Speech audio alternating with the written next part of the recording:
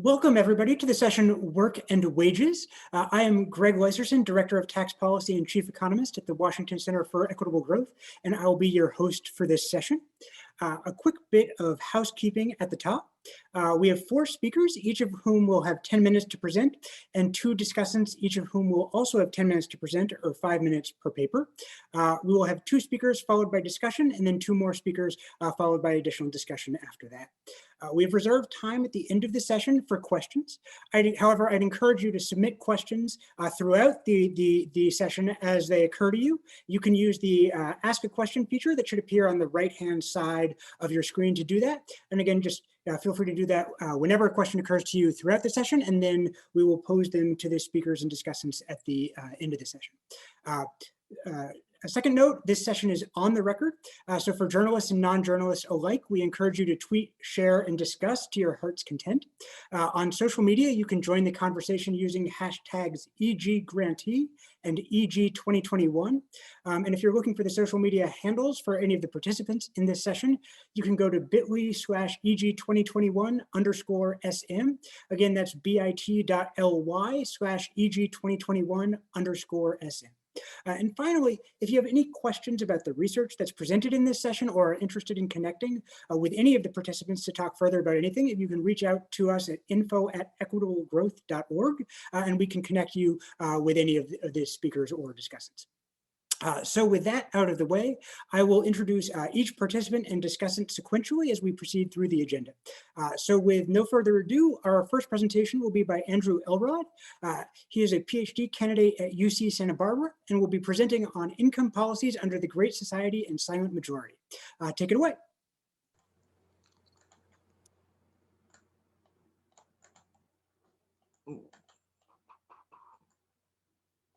Hello. Hi, everyone. My name is, can you hear me? Okay, yep. My name is Andrew Elrod. I'm in the history department at the University of California, Santa Barbara, writing a dissertation on the history of economic planning in the United States. Today, I'm happy to share with you some material from my chapter on the Kennedy, Johnson, and early Nixon periods, and particularly the inflation that accompanied the business cycle expansion between 1961 and 1969.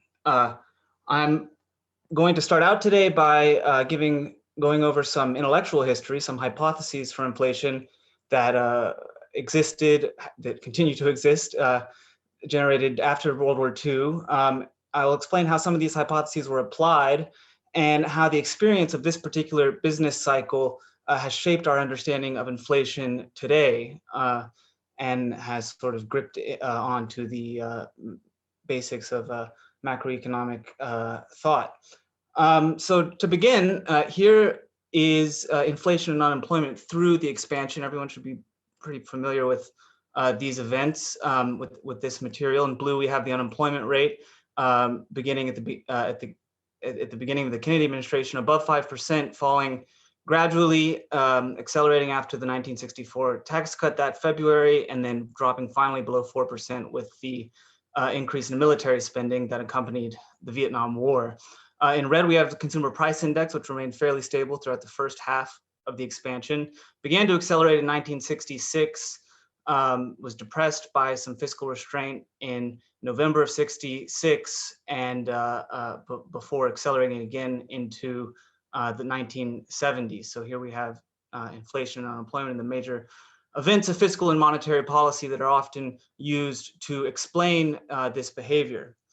Now, at the time, there were a number of hypotheses for inflation that had emerged out of the late 1940s and 1950s, notably the Phillips curve, which was published in the United States in 1959 using US wage data. There's a related explanation for the Korean War inflation and the period that followed, published by Charles Schultz, who was later worked for the Kennedy, Johnson, and Carter administrations. And later in the decade, there are the hypotheses that have come to be most frequently used to explain inflationary behavior, which is Friedman and Phelps. A typical account relying on these explanations goes something like this. It's the Kennedy and Johnson economic advisors were unwilling to depress demand in the course of the expansion. They allowed unemployment to dip below 4% for too long in late 65 and 66. This built up rising wages and prices and expectations for future price increases that could not be dispelled. Under the chairmanship of the Federal Reserve of Arthur Burns, there was a monetary contraction in 74. This was inadequate, and so these inflationary expectations could not be dispelled until Paul Volcker finally, in 1979, becomes chairman of the Federal Reserve. Now, my argument is that this Friedman-Phelps hypothesis is an artifact of this particular expansion of the Kennedy-Johnson period, and in fact is a misrepresentation or a misinterpretation of what was going on at the time. The alternative explanation, which is the subject of the paper that was, I don't know if everyone has seen it, but the subject of my historical scholarship was based around the theory of administered prices, and its solution entailed, rather than a fiscal monetary contraction, what was known at the time as incomes policies. And so this theory grew out of Gardner Means' work in the 1930s, was associated with the theories of monopolistic or imperfect competition associated with Joan Robinson and Edward Chamberlain in the 30s, and at the OECD became the basis for the North Atlantic theories of inflation and how to manage a full employment economy. So how did the Kennedy-Johnson advisors attempt to operationalize the administered price theory of inflation? Well, since it's not often remembered today in most histories, I thought I would explain it for you all. Each year, the Council of Economic Advisors published what were known as guideposts for non-inflationary price and wage behavior.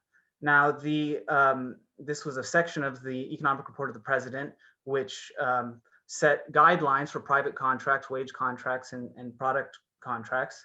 And the basis of these guideposts was the idea that the government might be able to manipulate the inflation-unemployment trade-off by disabling what was then understood as the wage price spiral.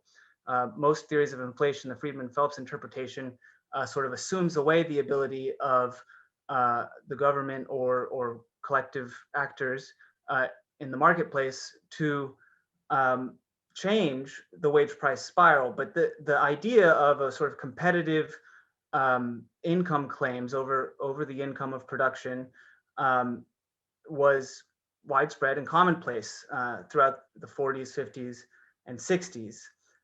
So they thought that they could not only manipulate the inflation-unemployment trade-off, but they had an imperative, the Kennedy-Johnson advisors had an imperative to do so, both by the mandate of the Congress and establishing the CEA in the 1946 Employment Act, but also because of the global implications of dollar inflation in the international monetary system as it was then constituted. Their method for manipulating the trade-off was to disable the wage price spiral.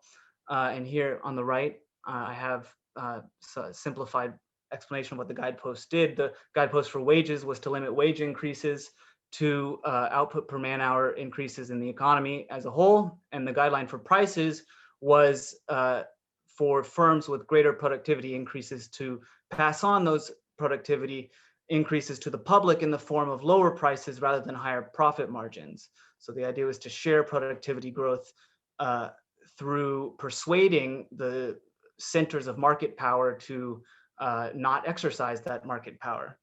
And so these were published each year, and they weren't just sort of announced from Washington, but they were actually implemented in meetings with industry officials. So here I have some paperwork from the records of the Johnson CEA.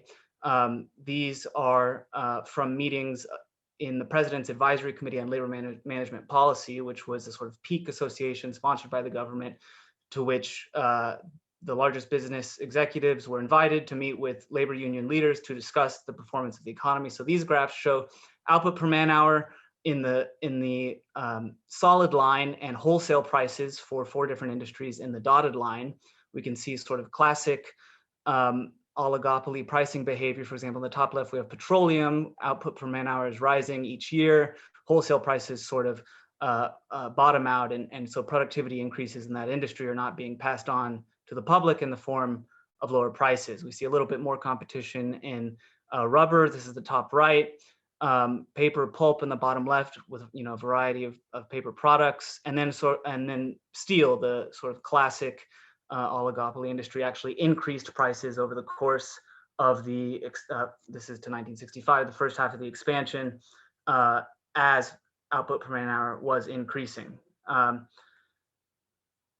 So these guideposts were attempted to be enforced in industry meetings between CEA and business leaders. The CEA would meet with business leaders, show them this material, persuade them to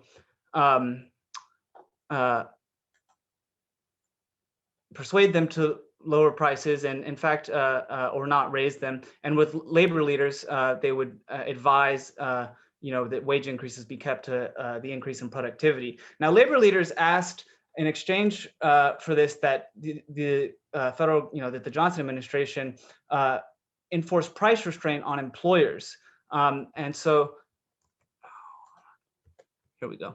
So here we have the share of corporate profits out of national income in blue, and the wage and salary share of national income in red. So labor leaders throughout the first half of the expansion, up until really the summer of '65, complied with the guideposts. The steel workers, the auto workers, the major industrial unions forewent major wage increases through this period. It was about 3.2%. Employers did not, and so we see a rising profit share in the expansion. It was after 1966 that a few large unions broke the guidepost. There was a strike of the airlines. They argued, for example, these union leaders argued for the imposition of price controls, as had occurred during the military expansions of the Korean War and World War II. The pattern of negotiation broke down in '66. Now, this has been interpreted as evidence of the impossibility of manipulating the wage price spiral. But that interpretation was not mainstream in the period, or even during the 1970s. In fact, some sort of structural solution to the wage price spiral in the organized economy was understood as the imperative of those giving economic advice to the government, before the Friedman-Phelps hypothesis became the shared assumption of the profession. And those hypotheses being that the wage price spiral is sort of outside the grip of the state.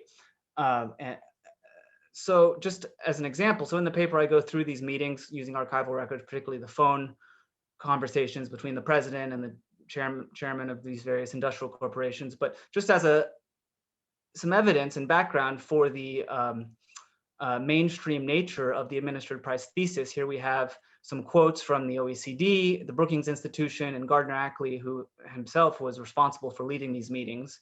And what they're saying is that the regulation of prices in these sectors with market power should not be any more of a capital sin than the regulation of charges for long distance telephone wires. That is, that price control should not be considered somehow outside the realm of possibility.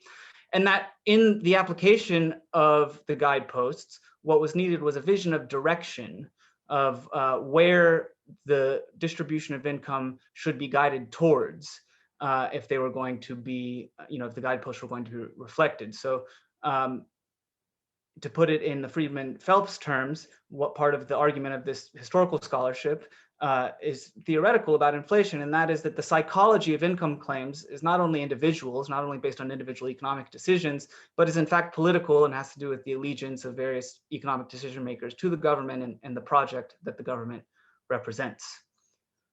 This is sort of a quick summary, but so thank you for your time, and I look forward to your comments. Great. Thank you, Andrew. Our next presentation will be from Brian Segmiller. Brian is a PhD candidate at MIT, and he'll be presenting New Frontiers, the Origins and Content of New Work, 1940 to 2018. So please take it away, Brian.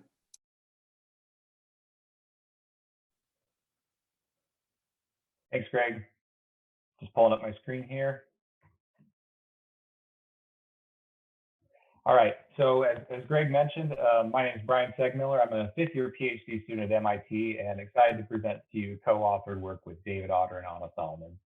As he mentioned, it's titled New Frontiers, the Origin and Content of New Work. So will technological change lead to the end of work? This is a question that has been commonly asked in the media, and it's been asked by academics. For example, in the book A World Without Work by the economist Daniel Susskind, he examines potential implications of technological automation. And myself and my co-authors also have work in this area. There is evidence of technological displacement of labor. For example, what I've plotted here for you are the employment levels of work that existed in 1940, in the year 1940 and in 2018. And so what we see is that the employment of this particular subset of jobs hardly increased at all. And this is despite the fact that the overall US population increased by more than double over this time period. So the question is, what does everyone do? Well, the answer is that our economy has continued to produce new work for our labor force. And in fact, what we find is that approximately 2/3 of labor performed in the year 2018 did not exist in 1940. So new work is quantitatively important. Despite this importance of new work, there's it's fairly unknown where new work comes from and what is the skill and the task content of new work. So our paper aims to fill this gap in the literature. So let me introduce our hypotheses on where new work comes from. And I'm going to do that by giving you a few examples of job titles that we identify as being new. So in 1940, we have an automatic welding machine operator. This is a skilled production occupation related to technologies welding at the time. If we go down a few decades, we have an engineer computer application occupation. So this is related to new computer technologies that were just being introduced. And as we go down towards the end, in year 2000, artificial intelligence specialist, 2018, a cybersecurity analyst. So we're going to call jobs like this an innovation channel. So we view innovation as a primary channel where new work emerges, where new technologies can either lead to specialization in tasks performed, or on the other hand, they can also lead to new occupations associated with new industries and new products that are introduced. When we examine the list of titles that we work with, and I'll explain to you where these come from in a minute, we also find some that don't quite fit into this innovation bucket that I'm describing to you. For example, acrobatic dancer, conference planner, a drama therapist, a mental health counselor, et cetera. We label titles like this with a demand channel, and I'll explain to you what I mean by that. As demand for specific services increases, we view this as a source of specialization within those types of services. So that, for example, a specific counselor may become a mental health counselor or another type of counselor that maybe before the title was simply a counselor. And this is just in words what I've just described to you. Innovation can drive task specialization, introduce occupations associated with novel products or industries. There's a few examples: airplane mechanic, computer technical jobs, and then we have this demand growth channel. We are going to primarily focus on the innovation channel, although we do include a hypothesis test related to the demand growth channel, and that's an ongoing source of effort in this paper going forward. So let me show you how we measure new work. We're going to do this from the Census Alphabetical Index to identify new occupation titles, and we also have the analogous Census Alphabetical Index for census industry titles. So on the left in the red, I have circled some job titles, and in the middle in blue, I've circled corresponding census occupation codes. So the Census Alphabetical Index, there's approximately 25,000 titles per volume. And when people take the census and someone writes in what they do, they use this as a coding aid to determine which broad census occupation that specific title can be classified into. Each decade, this volume is updated to reflect work that has been introduced. And so our idea is just to compare successive editions of the Census Alphabetical Index to look at titles that were introduced between adjacent decades. So having done this, let me show you where new work emerges. First, let's look at new work introduced between the year 1940 and 1950 here on the left. So on the x-axis, I have roughly ordered broad occupation groups by their skill or their wage level. And in the middle, we have construction, transportation, production, clerical, and sales. So these are kind of middle skill occupations and middle wage occupations. And we note that there is a fairly large share in these occupations in the middle, and especially in production and clerical and administrative occupations. If we look, on the other hand, at work that has been introduced between the years 2000 and 2018, we see a stark difference, which is that there is a polarization that's going on. We see increases in the shares on the left amongst health and personal services, and larger increases in shares on the right amongst professionals, technicians, and managers. So this relates to the polarization of the labor force and the changes in overall skill demands that have been observed over this same time period. If we break it down by occupation, what we find is that this polarization pattern is driven on the left by non-college workers and on the right by college workers. And we do find that professionals were important amongst college workers over the whole time period, but college workers have increased in importance relative to the overall population over time. So we documented trends in new work. Now let me document trends in innovation over that same time period. I'm showing a lot of color here. I just want to focus on three first.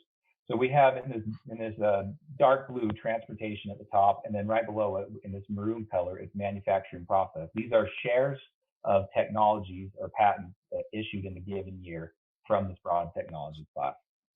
And then in this bright red, we have engineering, construction, and mining.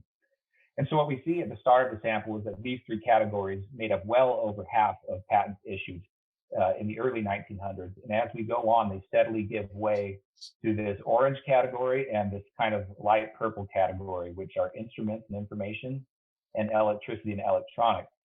So we describe this as a transition from industrial machines to the computer age, where we have computer and information technologies dominating the set of patents and technologies that are introduced towards the latter half of the sample. So you may draw a parallel between what we said about new work and what we said about innovation. We want to actually measure that directly. And the way we do that is we use the textual descriptions of titles of industries and occupations in the census alphabetical index. And then we're going to use the text of patents issued over that given decade. And we're going to use a measure of textual similarity between the two. I'm using a linking method similar to one that I used in a paper with a different set of co-authors. So patent by census occupation pairs or patent by industry pairs that are sufficiently high in the right tail of similarity score, we're going to classify as a patent occupation match or patent industry match. And then we simply sum across the number of matches over a given decade to get the number of matched patents for each decade to get our measure of innovation exposure. Okay, so what do we find? We are going to find, first of all, that the changing locus of innovation strongly predicts the changing locus of new work creation. I'm not going to go to our regression specifications at this point, but suffice it to say that across many specifications and many different ways of aggregating these measures, this is a very strong finding, which is that where innovation occurs is also where we see new titles emerging. New work is also associated with net occupational employment growth. Now, this is important because it's not guaranteed that occupations with new titles are going to grow in employment overall. For example, you could have an occupation that loses titles and gains titles, and it's not clear what the overall effect on labor demand for that occupation is associated with.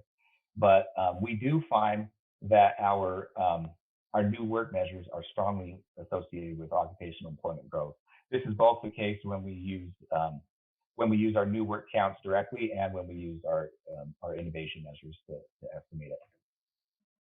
Which brings me to my next point, which is that we document task displacement and new work creation occurring simultaneously. Where we see innovation occurring is also positively correlated with measures in the literature of labor task displacement. However, these have opposite signs for predicting employment growth. So within the same areas and even within the same occupations, we see task displacement and task reinstatement through new work occurring at the same time. So this is a pretty interesting and novel finding from the paper. And then finally, I did mention a demand channel. We do find a role for demand. Using a measure of a demand contraction, we find that occupations that are exposed to this demand contraction it does predict a decline in the new titles introduced in those occupations. So just to conclude, first of all, new work is quantitatively important. And we find that roughly 2/3 of 2018 employment is in job titles that didn't exist in 1940. The locus and skill content of new work has shifted. It was concentrated in blue collar office work around World War II, but as we move to the latter end of the 20th century and the start of the 21st, it becomes increasingly concentrated amongst technical and professional occupations particularly, and then also to some extent low-paid services. And then again, where innovation occurs is where we see new work occurring. The center of innovation has shifted over time, and so has the center of new work emerging. Task displacement and new work creation do occur simultaneously. Then again, the role for the demand channel. And so the role for the demand channel, lots more work to do. That's one of the places that we want to get a stronger set of evidence. So with that, I just want to thank the Washington Center for Equitable Growth for their generous funding of the project that's helped make it possible, and also our wonderful research assistants that have helped us with this project. Thank you for having me. All right, thank you, Brian. And I just want to remind folks that you can submit questions to our speakers throughout the session as they occur to you. So I encourage you to do that as they strike you. And now we'll move to our first discussion, which will be by Brad DeLong, professor at UC Berkeley. Okay, it's rare that we have two papers in which the discussion does not overlap at all. So let me try to talk quickly, because I think both of these are very much worth talking about and very interesting. As for Elrod, the point of departure for the overwhelming bulk of discussions of macroeconomic management in the time from the accession of Arthur Burns to the accession of Jay Powell to the chairship of the Fed has been the adaptive accelerationist Phillips curve. What is the adaptive accelerationist Phillips curve? It is the belief that the next year's inflation rate will be equal to the inflation rate that labor and product markets expect, which is adequately proxied by what inflation has been in the past year, plus a linear demand pressure term, positive if unemployment was below and negative if unemployment was above, what Milton Friedman had called the natural rate of unemployment, plus a supply shock term to fit episodes like the explosion of inflation that followed the Yom Kippur War oil price rise. In this framework, full employment policy is impossible. The average level of unemployment will be the natural rate of unemployment plus whatever extra unemployment is needed to cool off the economy and unwind wage and price spirals triggered by supply shocks. And no policy can lower it, no policy can raise it.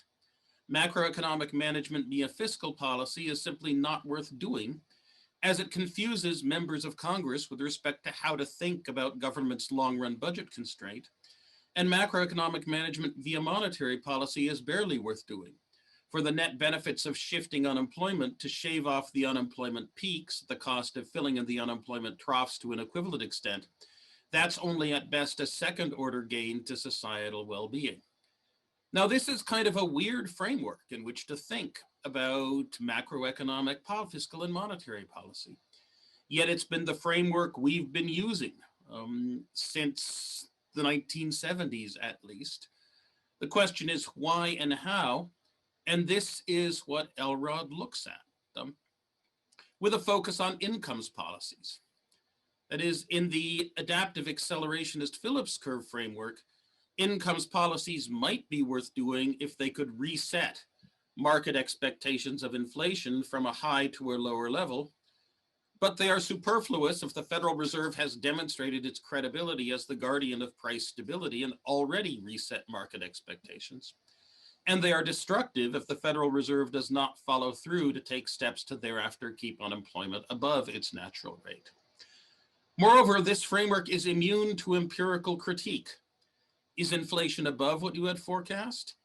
Then either your estimate of the unobservable inflation expectations variable or of the unobservable natural rate parameter was too low, and you should readjust your model to make it fit ex post.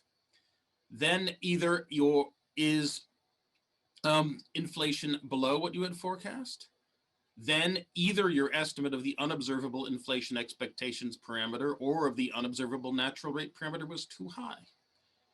Now, Andrew points out the Kennedy-Johnson administration worked within a very different model. Its centerpiece was indicative planning via a nominal wage growth guideline to coordinate expectations. Unions would accept that they should stick to the guidelines, and in return, the government would commit to maintaining full employment, expanding the benefits of the social insurance state, and enforcing competitive pricing via antitrust action and threat, even against then behemoths like US Steel.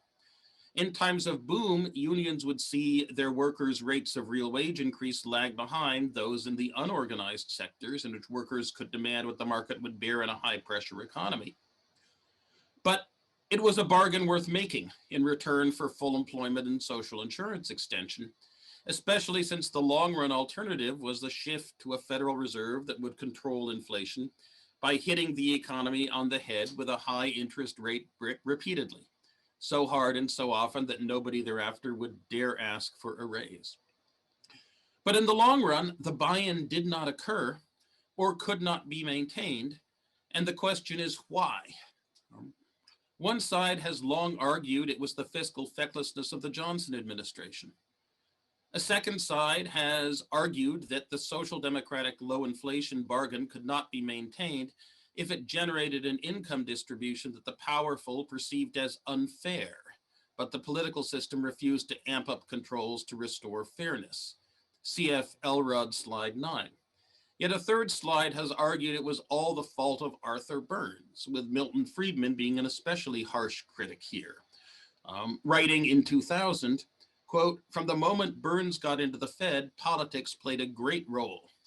I know from personal interviews. I had a session with Nixon sometime in 1970, it might have been 1971, in which he wanted me to urge Arthur to increase the money supply more rapidly. And I said, do you really want to do that? The only effect of that will be to leave you with larger inflation if you do get reelected. And he said, well, we'll worry about that after we get reelected. And the mainstream of the economics community just doesn't see that there was a choice or a decision here to be made at all, that there really was no alternative to the framework that has governed us for the past 45 years. Yet I think the past 2 decades have demonstrated to us that this aspect of, at least, of the neoliberal policy complex is now in chapter 11, if not in chapter 7. That is, the accelerationist adaptive expectations framework has not served us well. And now let me switch gears immediately to something completely different. Siegmiller, Solomons, and Otter. They argue rightly that outright job elimination is rare. What we have instead is the transformation of occupations as tasks get displaced and eliminated, and other tasks get created and enabled. And the task universe expands as we invent new work. And sometimes this creates new occupations, but overwhelmingly it's the transformation of old occupations and the relabeling of existing occupations as new titles more finely divide the division of labor. And they are here to try to shine some light on what they call this dark matter of the task universe. Looking at process innovation and hyper-specialization, product innovation creating new occupations, demand shifts that produce new or more finely divided occupations, and plutocratization that produce new occupations for extremely wealthy individuals. What does all of this mean, though? I would recommend that the authors here try to grab hold of and follow one particular thread. We have occupations, we have tasks, we also have human competences. What are the core human competences? Well, we have strong back and thigh muscles that, especially when steroid and testosterone soaked, are useful for moving heavy objects. We have nimble fingers and the eye-brain-hand feedback loops that are ideal for fine manipulation of nature, and the feedback loop that our fine manipulators make tools that enable us to manipulate more finely.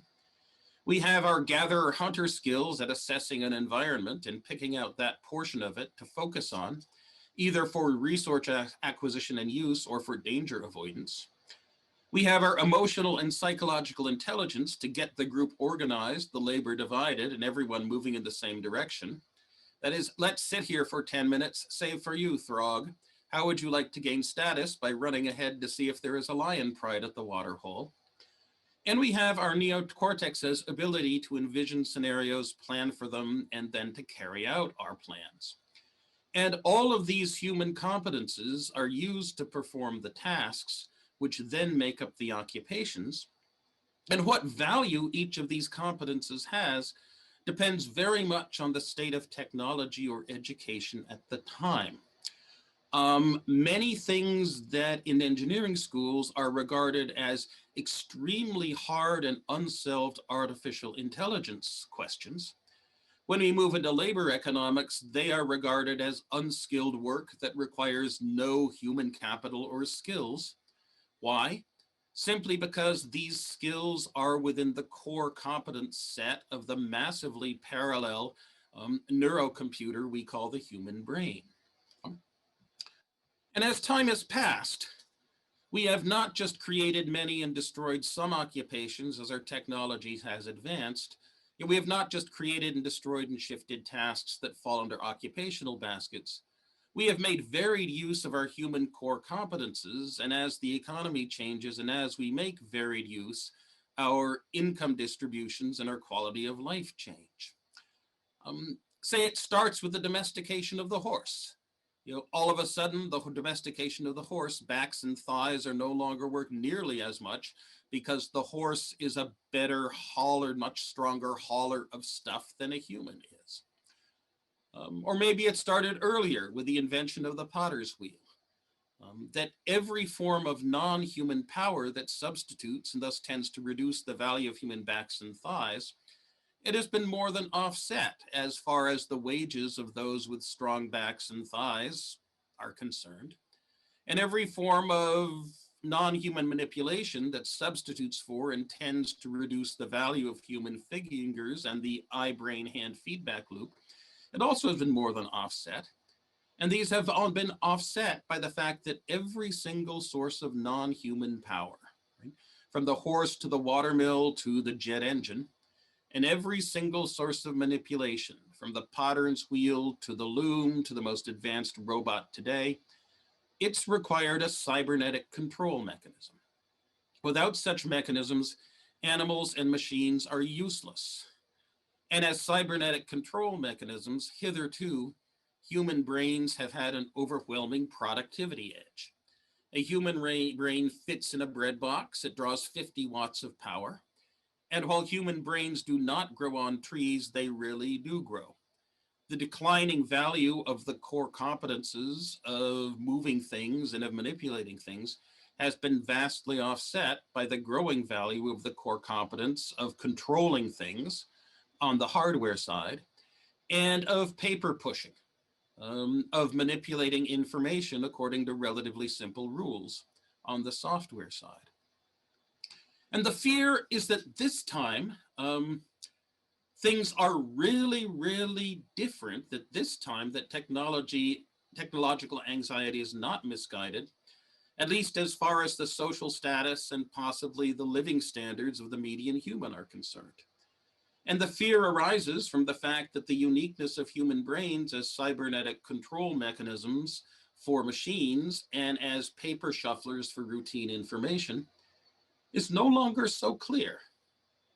And that would leave only our smiles, our emotional intelligence at organizing ourselves, and those parts of brain work that have not yet been computerized as place for humans to add value. And how does new work play onto all of this? And I should stop before I get Greg angry.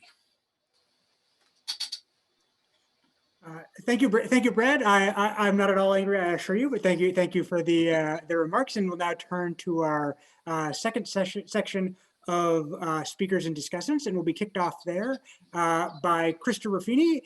Krista is a visiting scholar at the Federal Reserve Bank of Minneapolis, and she'll be presenting worker earnings, service quality, and firm profitability, evidence from nursing homes and minimum wage reforms.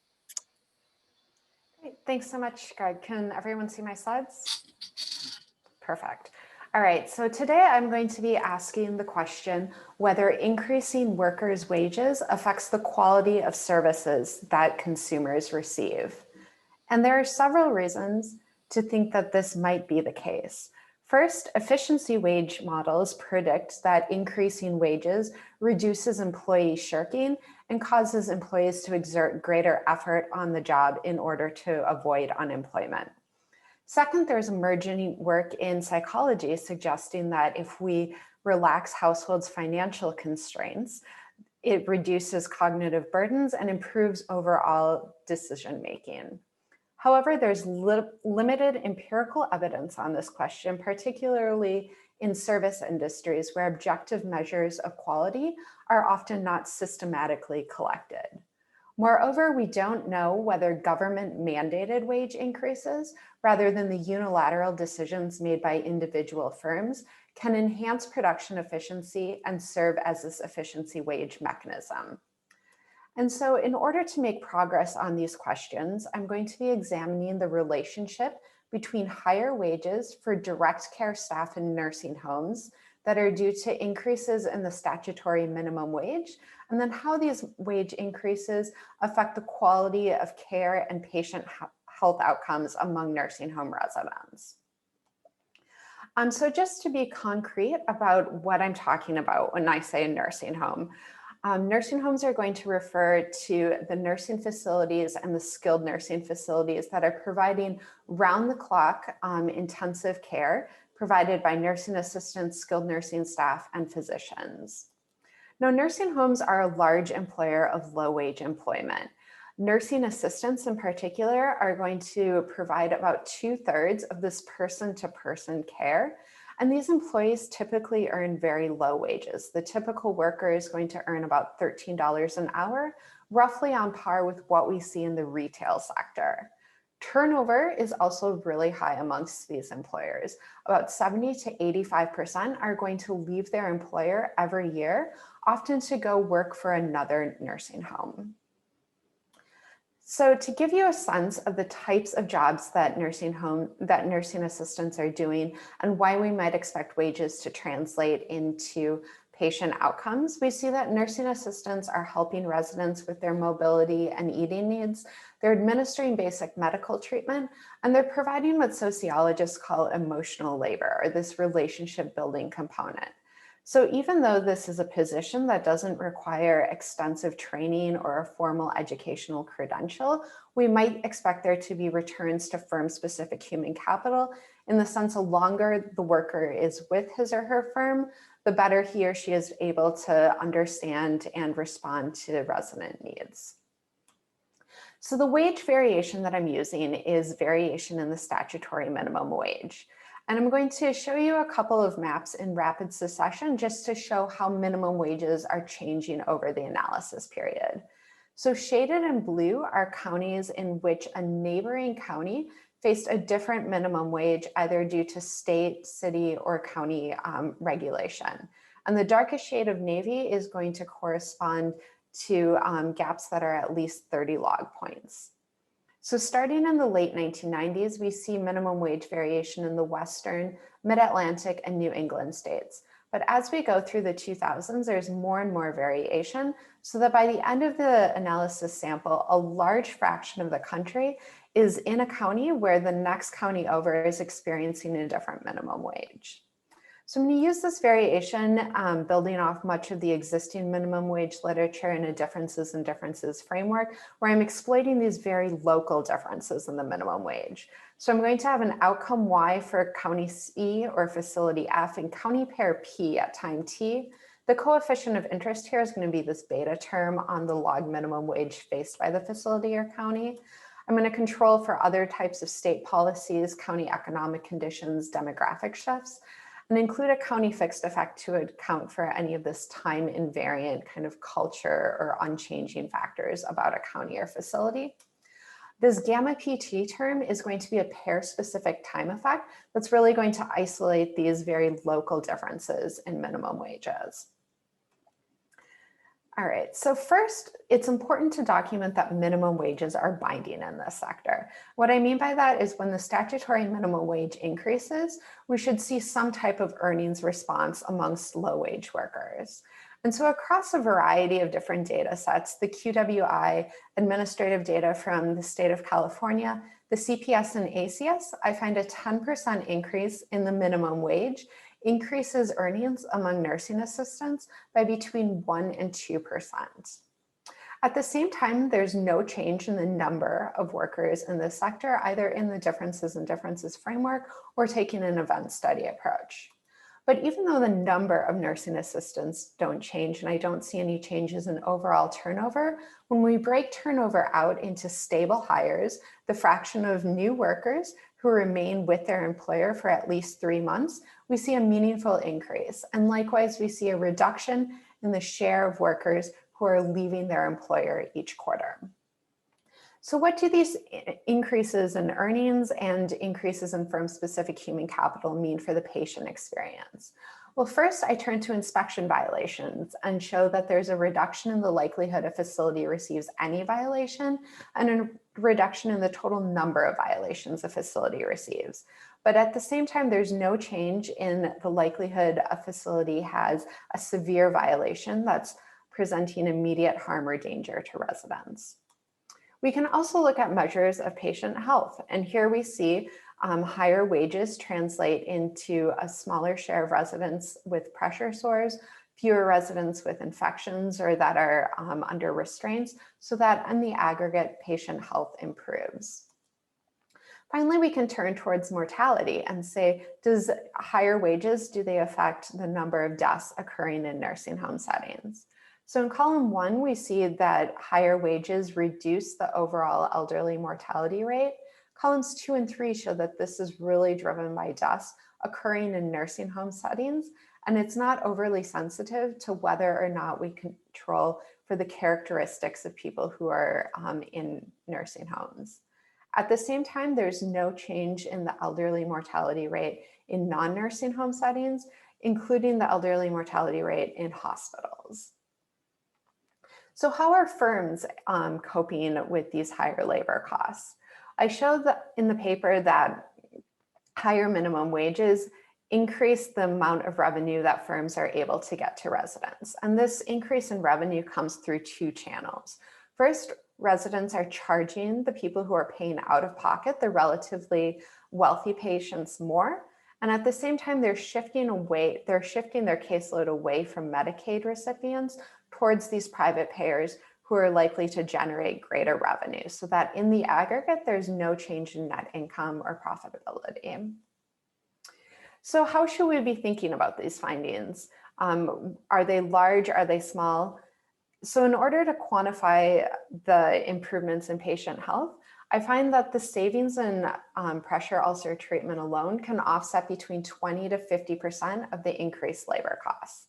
We can then ask the question, what's the minimum amount that we would have to value the extension of a nursing home resident's life in order for higher wages in the sector to fully pay for themselves? And that number is around $21,000, which is far below existing estimates in the existing literature. A slightly different question is, should we increase the minimum wage? And the answer to that question is going to depend on the welfare weights that society puts on the high and the low income elderly, low wage workers, and taxpayers. So just to wrap up, I show that higher minimum wages increase nursing assistant earnings and tenure, but there's no change in overall employment levels. At the same time, consumer outcomes improve. There's fewer health inspection violations, there's improvement in patient health, and there's fewer deaths occurring in nursing home settings. And finally, firms account for these increases in labor costs by increasing the amount of revenue that they get from each resident, and so that there's no change in overall profitability. So thank you very much, and I look forward to the discussion. All right, thank you, Krista. Our next presentation will be from Steve Woodbury. Steve is a professor at Michigan State University and will be presenting Do Firm Effects Drift? Evidence from Washington Administrative Data. So take it away, Steve.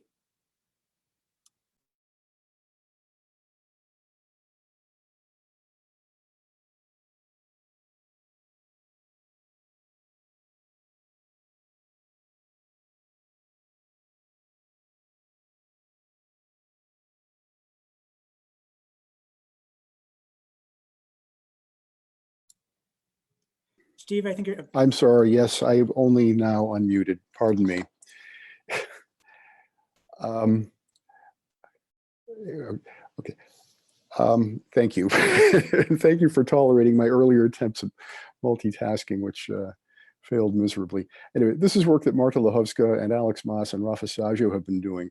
And it's a follow-on to work that Equitable Growth funded Marta and me to do, so I'm happy to be giving it at the conference today. The paper that I sent to John emphasizes the econometric and more technical aspects of this paper.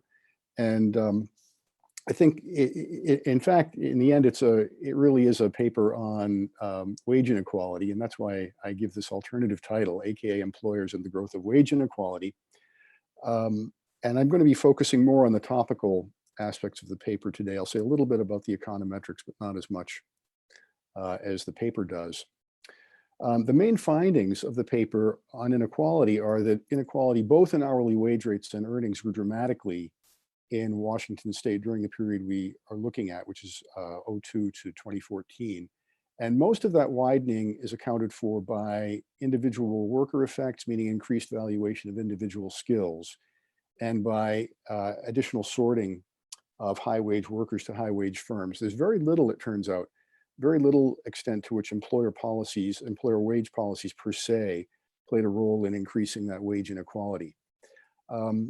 That's sort of a summary of the topical aspects of the paper. The econometrics can be summarized pretty simply, which is that those findings are generally insensitive to assumptions that people have been making over time about whether firm effects are fixed, and also concerns and corrections for limited mobility bias, which I'll talk about a little bit in a minute. The data, again, we're using is from Washington State, quarterly administrative wage records and UI claims records from a 12-13 year period. Washington, it's become pretty well known now, is one of a handful of states that requires employers to report paid work hours as well as quarterly wages. And the reason they do it is because it is the sole criterion for unemployment insurance eligibility. So we've looked into the reliability of the data, and they're quite good. The reason being, we presume that the data are actually used, the hours data, that is, are actually used. And Washington is the only state that actually does use the hours data for some administrative purpose. But the point is that the hours data allows us to construct hourly wage rates, which is a nice advantage. So from that data, we construct a linked employer-employee panel, and we use that to look at wage and earnings inequality. The main weakness of the data is lack of worker characteristics. It appears only for workers who have been in the sample and claimed unemployment insurance. The UI system gets basic demographics because it has to enforce the work search test. That's depending on how we cut the sample, it's between 20 and 30% of the sample. And in this paper, we're not going to be saying anything about characteristics. And for sample construction, I'll refer you to the paper. Okay, this is a picture of the growth of earnings inequality in Washington over the period we're looking at. And you can see it's quite substantial. Earnings inequality grew the variance by about 16%, the variance of wages by about 19%. And that's a pretty substantial increase, in particular in comparison to the other main estimate. There's a paper that appeared about a year ago by Price, Song, Guven, and Bloom, and von Wachter. It's very well known, and they found that during this period, the early first 14 years of this century,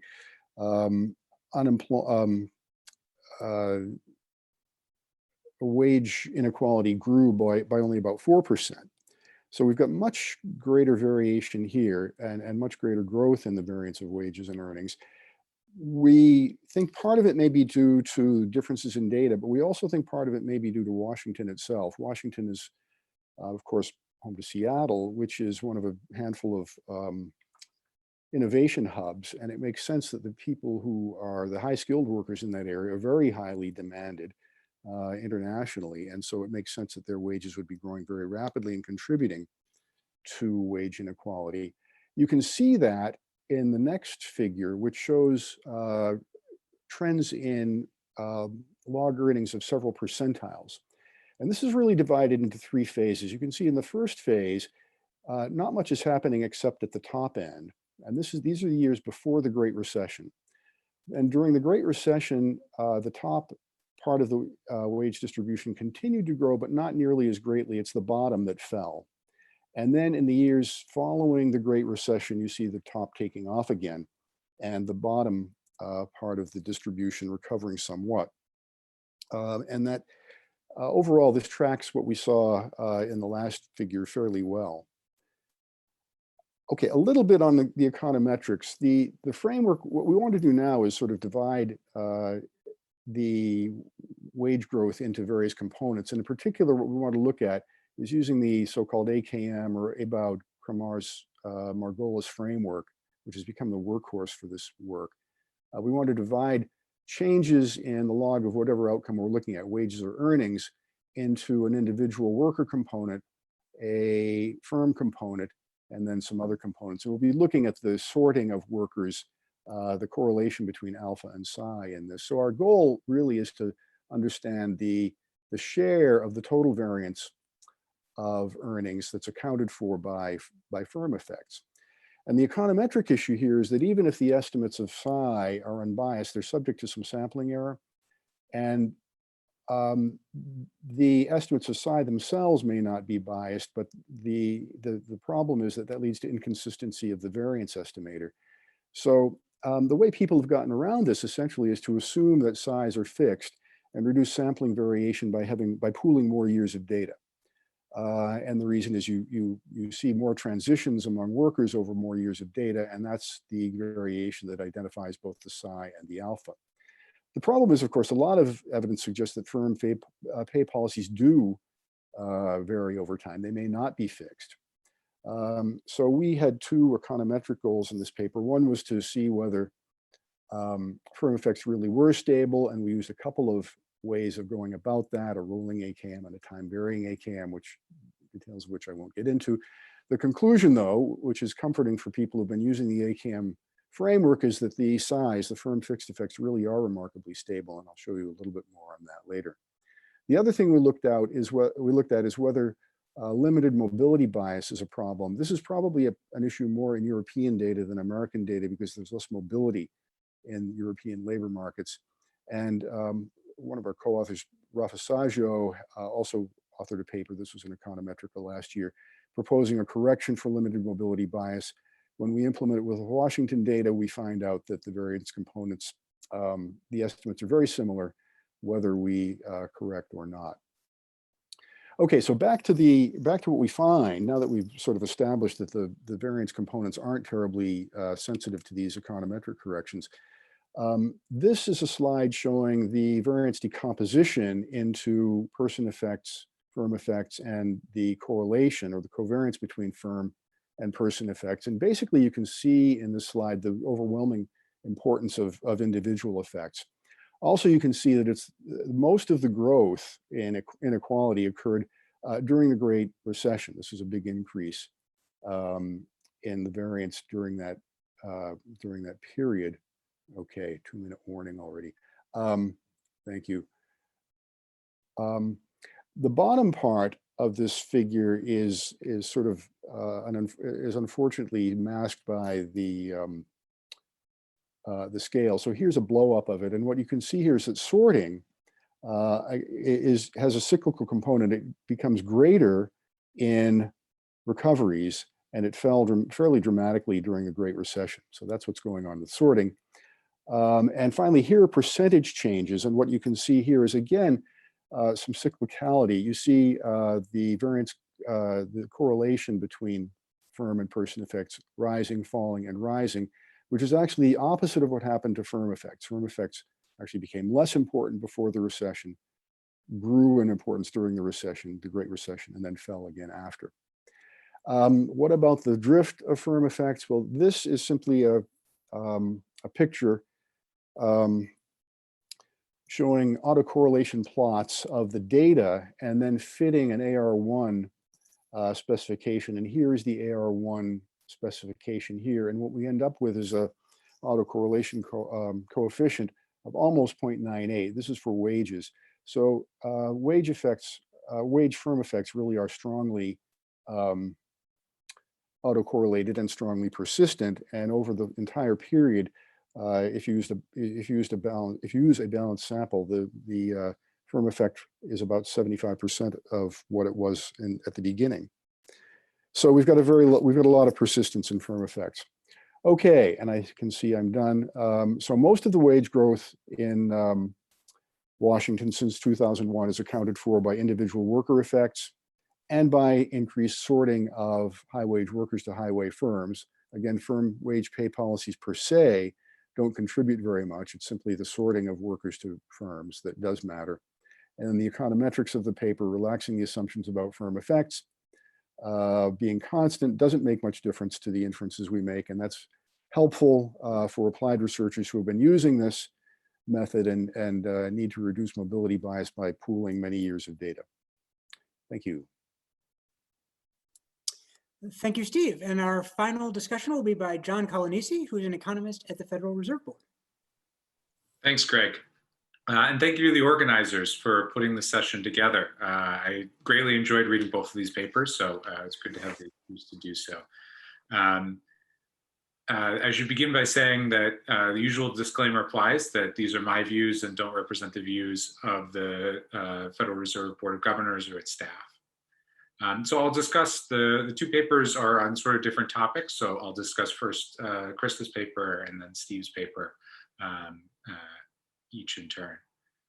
So starting with Krista's paper, just to give a brief overview, repeating what Krista said, this paper is going to look at the effects of minimum wage increases on nursing assistants to try and understand the effects of the minimum wage on quality of services provided. There's a large minimum wage literature looking at just employment or earnings, but there are further consequences of the minimum wage, and this paper is going to be able to trace those out in a very unique way. So it's going to use a standard diff and diff research design, compare facilities or counties on opposite sides of state borders or within state borders before and after minimum wage changes. So that's a very standard research design. And Krista, to her credit, does a lot of the modern econometric techniques to put this in an event study framework, to be very careful about diff and diff timing. So I think that's a big credit to the paper. And the even bigger credit is that Krista's combining a wide variety of data sources from publicly available labor market data, health data, administrative records. This is a really impressive collection of data on this topic. And I think the paper is very strong for it. The results I see as being consistent with the efficiency wage effects, as Krista says.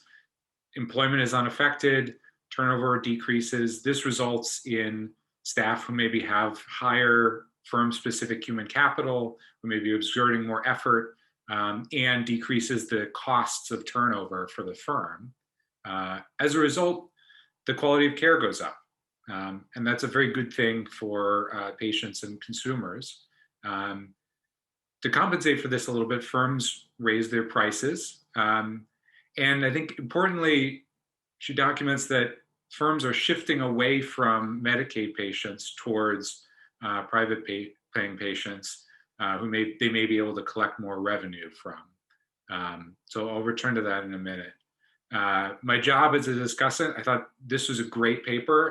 And so I could go on and on saying great things about it, but my job as a discussant is to give a few points of feedback.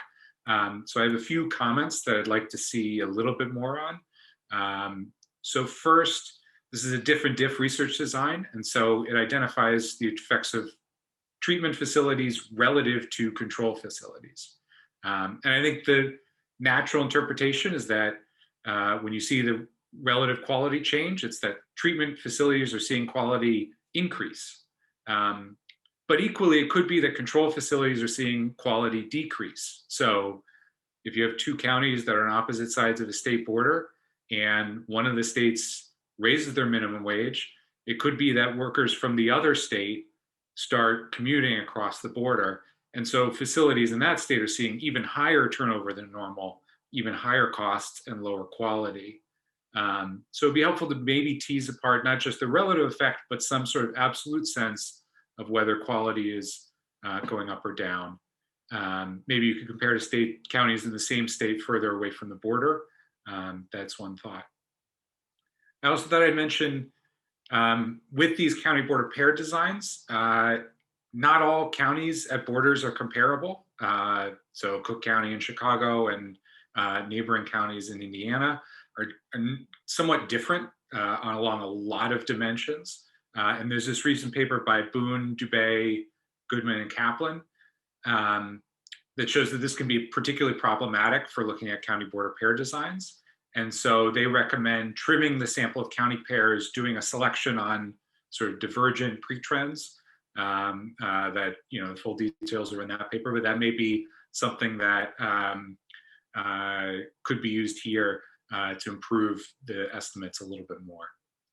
And then lastly, I think a lot of Krista's results point to better quality outcomes for consumers, but importantly, not all consumers. So I took the changes in firm behavior as a little bit worrying that Medicaid patients might not be better off as a result of these changes in firm behavior. So let me then move on to the second paper. And as Steve mentioned, the quite technically impressive econometrics going on here. So I'm not going to dig in as much to that, but I'll say a few words about some things that they do in the paper. So AKM framework is a very, very popular framework now for looking at questions of inequality, particularly with big data sources. But it's a very stylized simplification of the labor market. Individuals' wages are a function of their own fixed effect, their firm's fixed effect, and then the residual category. It's a very strict assumption that these effects aren't varying over time. And so this paper comes in and asks, well, how strict, how inaccurate could that assumption be? And they do this using two different approaches. One is a rolling approach where you estimate it separately in different time intervals. Another is this time varying approach where they estimate separate firm effects for each years. And reassuringly, both of those are giving similar results. And in fact, similar results to using time invariant AKM. So I think it's a really good contribution to the literature to say that this very strict assumption that we weren't sure how realistic it was, they've investigated and found that actually that's a pretty reasonable assumption for a lot of settings, especially if you use state-of-the-art, just leave one out method for estimating the variances. So I think this is a great contribution to the paper, a great contribution to the literature in that it helps us feel more confident about using this framework in a variety of settings, and also shows in Washington how inequality has changed over time. So I just had a few little bit in the weeds comments that I think might be interesting to look into further. So as Steve mentioned, the person effects are playing a big role here. And so I wanted to know a little bit more about what's driving that. So person effects are changing over time. One thing that happens with that is the actual people in the sample are changing over time. Some people are leaving Washington state, some people are moving in, but even within Washington state, some people are leaving employment and not working. Some people are entering the labor force. And they have great data to be able to look exactly at who's leaving, who's entering, and what their person fixed effects are. So knowing a little bit more about that, in recessions, whether lower person fixed effects are dropping out of the sample, that would be really helpful to know more about. Also, with these administrative data sources, you have to kind of make some decisions about what counts as employment. And so I noticed one of the things the authors do is they restrict to spells of employment with a single employer of at least 5 quarters. So, if you only work for an employer for a quarter or two, there are some concerns about exactly how long you were working for it. It may be hard to measure. And so they're going to exclude those from the sample, which I think is a very reasonable thing to do for econometric reasons. But it also then complicates analyses over time, because we know that the distribution of jobs by tenure is changing over time as well, particularly jobs that were less than a year are starting to become longer than a year on average. And I've cited two papers here, Hyden-Spletzer and the Malloy-Smith-Wozniak paper that point this out. So it's worth, given how important person fixed effects are for the results, it's worth understanding how much that restriction is impacting the results. And then lastly, maybe a little bit beyond the scope of this paper, but more speculatively, the whole AKM framework is based on this idea of a firm effect, that everybody who goes to work for that firm sees their income go up by a fixed percentage. But that may not be realistic. CEOs may have a different firm premia than entry-level workers. And so in the spirit of seeing, whether we can relax AKM restrictions and whether that changes the conclusions, then that's something I'd love to see, although again, it may be beyond the scope of the paper. So I'll stop there and turn things back over to Greg. All right, thank you, John, and thank you to all of our speakers and discussants. We will very shortly open it up for questions, so I encourage folks to use the Ask a Question feature on the right-hand side of your screen to submit a question, which we can then pose to the panelists. But before we do that, I wanted to give folks on the panel a chance to respond to anything raised by a discussant or pose any questions to any of their fellow panelists that they would be interested in posing.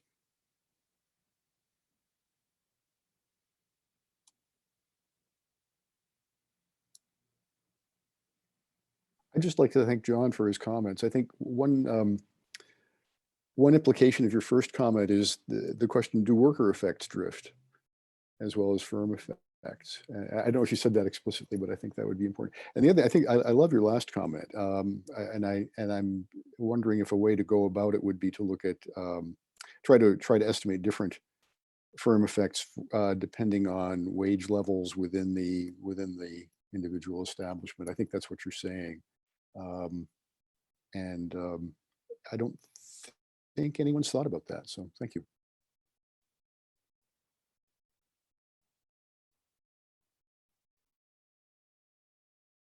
Yeah, I would just like to second that. Thanks, John, for really great comments. And just briefly on a couple of points on the counties at the border not necessarily being comparable. I had done it just restricting the centroids of each county to be within a certain difference, but I think your point about, say, Gary, Indiana and Chicago is valid. So that's something that's definitely worth looking into.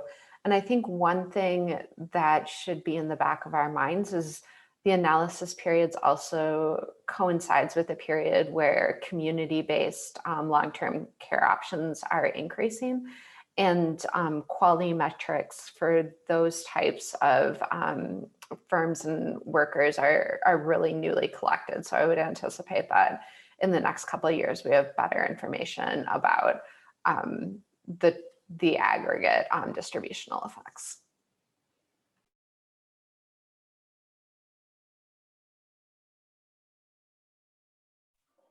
Yeah, I'll just quickly say, Brad raises a fair point in our paper about the fact that despite documenting new work, it's not unambiguously beneficial to all workers.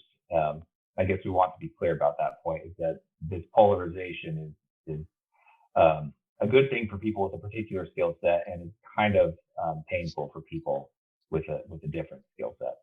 And so when we see these trends in new work, I guess I want to be clear about that point, which is that our economy does continue to produce new work, but it produces it for different people with different skill sets. And so an ongoing aspect of the paper that hinted at by his discussion is this need to sort of document the skill sets and the tasks performed by people employed in this new work. So appreciate the comment.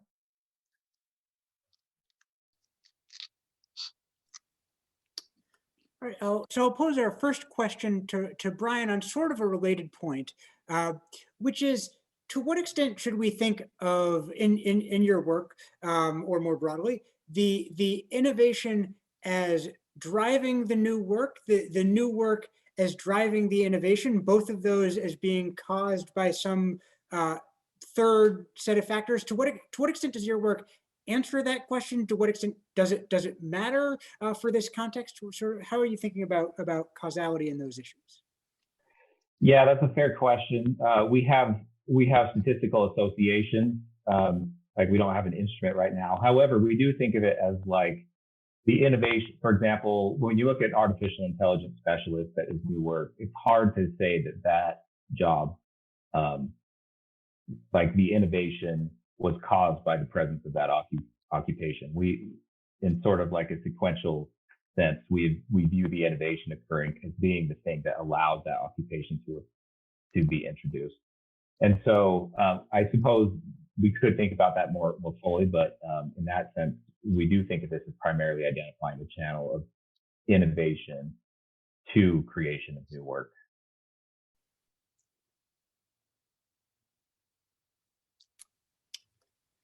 So next question we have is for Krista.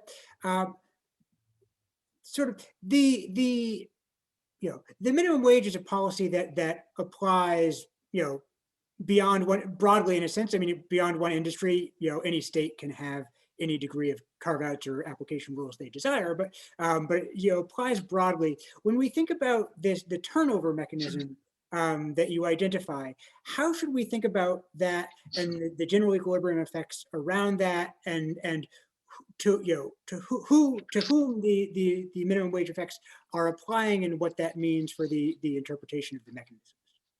Yeah, no, that's a really, really great point, because we would expect that if workers have perfect information about what every single firm is offering, there shouldn't necessarily be this turnover effect. But in the sense that workers might not know what a particular firm is paying when they're making the decision to enter the labor force or to enter the workforce as a nursing assistant, they might have some prior thought about what their prevailing wage might be without knowing what it is at any particular firm. So the ex ante expectation might be my wage is just going to be low if I'm working as a nursing assistant, but I know that if the state or the county is requiring that I earn at least $13 or $15 an hour, then I'm guaranteed at least that. So that might be above my reservation wage so that I'm willing to enter the labor market. I think another kind of maybe related aspect that the question was getting at could be, well, why are workers choosing this occupation as opposed to another occupation that's paying comparable wages elsewhere in the economy? And I would say like personal preferences could play a role. So when nursing assistants are surveyed about why they chose this particular role or why they're staying with their employer, they say, like, I really love my residents. Like, they feel an importance to their work that's really tied to this caregiving aspect. And very few of them say, like, the wage is what's primarily causing me to work as a nursing assistant.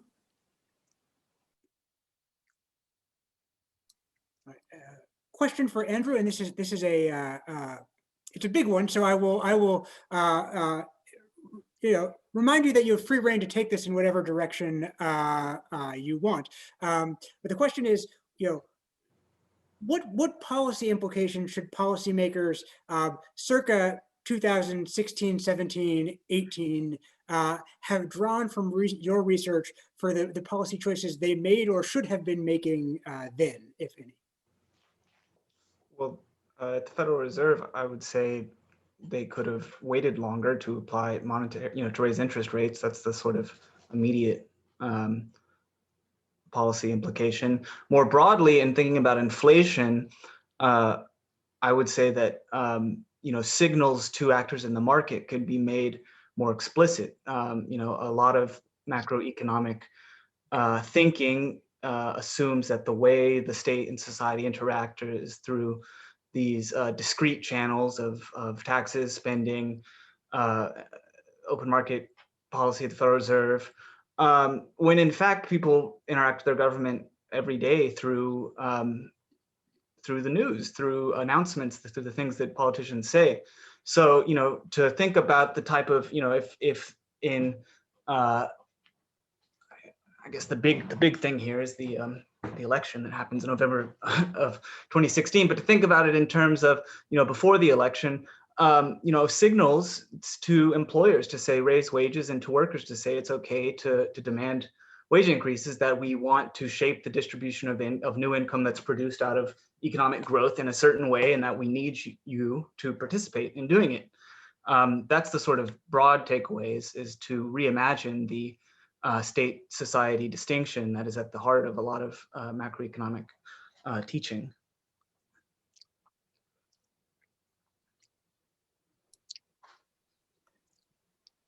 So I want to lift us up one level. This is, of course, Equitable Growth's grantee conference, and we have just posted our 2021 request for proposals. So I'm curious if any of our panelists or discussants have topics that they think are underexplored in this area or deserve more attention. Things that you think that either we at Equitable Growth should be funding research on, or that folks in our audience should be submitting applications to work on.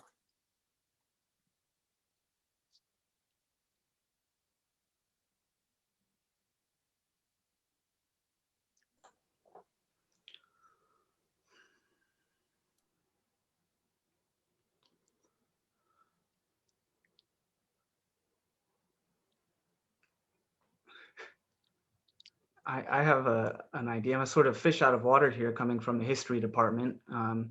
But it seems like the interest recently around the emergency lending powers of the Federal Reserve has opened up a much longer debate over the exact contours of monetary policy, or the division between fiscal and monetary policy. So I think I think in general, any policy research relevant to proposals to either formalize the emergency lending that has followed the CARES Act, or to go into other proposals for some kind of national investment authority would be very relevant in the coming year.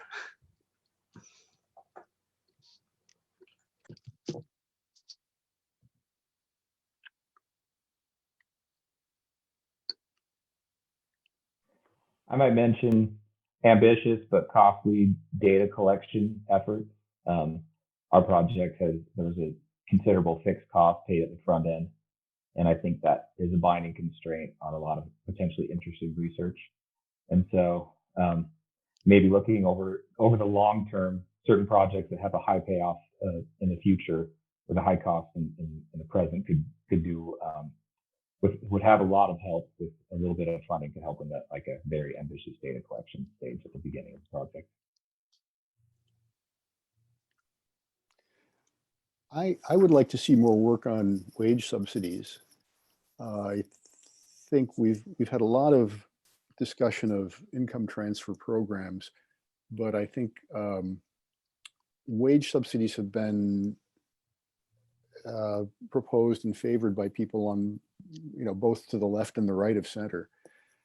So they're broadly appealing, and I think there's surprisingly little research on their effects and what size of a wage subsidy would be effective in drawing workers into the labor force, and what that in turn would do to participation in income transfer programs, means-tested programs.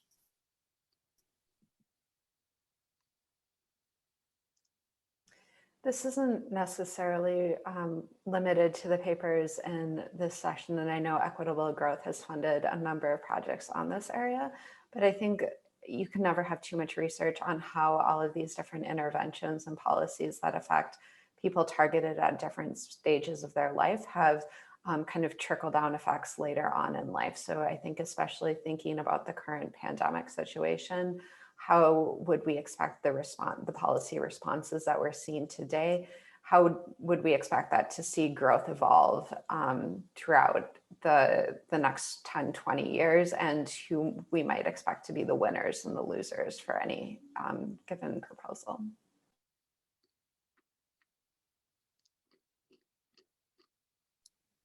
We'll go from the very general to the very specific. We have a very specific question for Steve, which is, I don't think it merits that face, don't worry.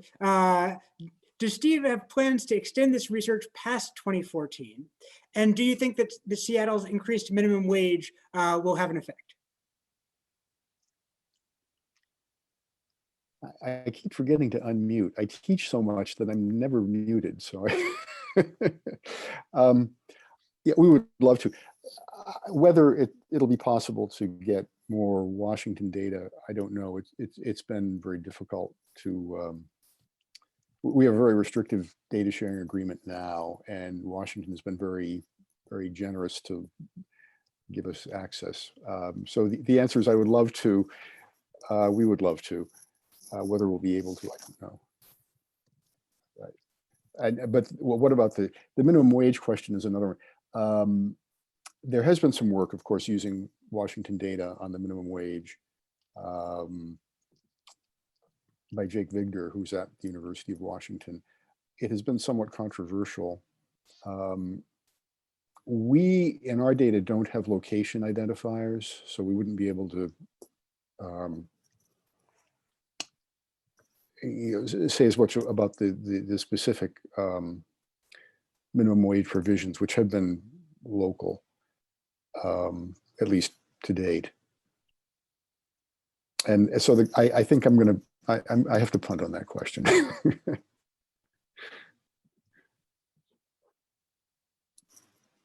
All right.